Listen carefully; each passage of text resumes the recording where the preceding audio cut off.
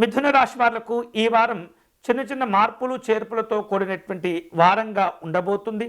ముఖ్యమైనటువంటి కార్యక్రమాలు అనుకున్నటువంటి సమయానికి పూర్తి చేయగలుగుతారు. కుటుంబంలో కొన్ని ఆశ్చర్యకరమైనటువంటి సందర్భాలు సంఘటనలు చోటు చేసుకుంటూ ఉంటాయి.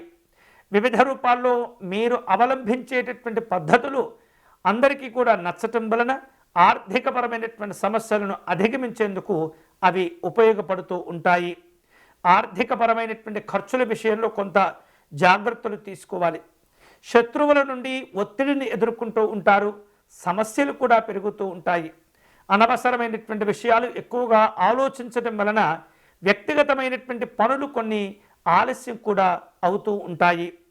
ఈ వారం మిథున రాశి వారు కుటుంబ సభ్యులతో కలిసి ఆస్తులకు సంబంధించినటువంటి విషయాల్లో చర్చలు చేస్తూ ఉంటారు. వృత్తి వ్యాపారాల్లో మంచి వాతావరణం ఏర్పడుతుంది. ఉత్సాహవంతమైనటువంటి ప్రయోజనాలు కూడా పొందుతూ ఉంటారు. ఉద్యోగస్తులు అనవసరమైనటువంటి వివాదాల్లో కాస్త జోక్యం చేసుకోవటం వలన అది మిమ్మల్ని ఇబ్బంది పెట్టే ప్రయత్నం చేస్తూ ఉంటుంది. అనవసరమైనటువంటి ఖర్చులు చేయకూడదు. అనవసరమైనటువంటి విషయాల్లో జోక్యం చేయకూడదు. ఈ వారం ఆరోగ్య విషయాల్లో ఏమాత్రం కూడా నిర్లక్ష్యంగా ఉండకూడదు. అలాగే ప్రయాణాలు కూడా చేస్తూ ఉంటారు.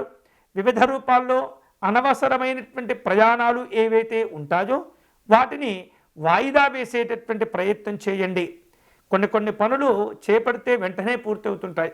మరికొన్ని మాత్రం 5 సార్లు 10 సార్లు ఎక్కువ సార్లు ప్రయత్నం చేయటం వలన పూర్తి చేసుకునే సందర్భాలు ఉంటుంటాయి. ఈ ఆటంకాల విషయంలో కూడా ఈ వారం మీరు దృష్టి పెడుతుండాలి.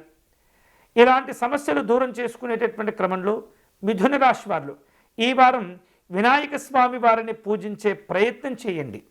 వినాయక స్వామి వారికి అష్టోత్తర శతనామార్చన నిర్వహించటం, గరికను సమర్పణ చేయటం, సంకటనాశ గణపతి స్తోత్రమును పారాయణం చేసుకోవటం చాలా చాలా మంచిది.